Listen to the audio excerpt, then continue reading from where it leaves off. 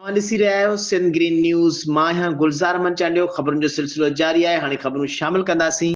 हिंगोर जा ख़बर शामिल कंदासीं त सिंधु माथिरी जी राणी शहीद राणी मोहतरमा बेनज़ीर भुट्टो जी 27 डिसंबर ते 17वीं वरसीअ में शिरकत खे यकीनी बनाइण लाइ पीपी तालका सूबोदर जो वर्कर कन्वेंशन गॾिजी में ज़िले जनरल सेक्रेटरी सरदार एजाज़ ख़ान खोड़ो जी सदारत में थी गुज़रियो।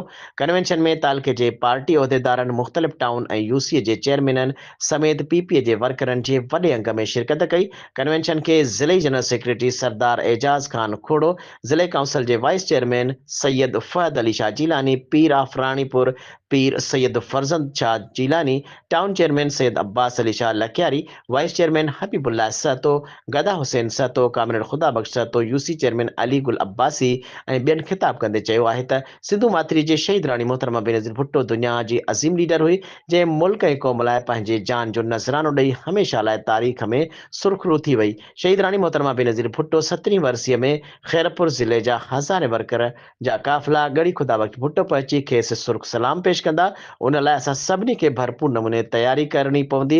हुननि चयो त पीपी मुल्क जी सभ खां वॾी जमहूरियत पसंद पार्टी आहे, जंहिं हमेशह मुल्क जे ग़रीब मिसकिन माण्हुनि जी ख़िदमत कई आहे। हुननि चयो त 27 डिसंबर ते गड़ी खुदा बख्श भुट्टो में लखे माण्हुनि जो समुंड पहुचंदो ऐं शहीद राणीअ खे सुर्ख़ सलाम पेश कंदा।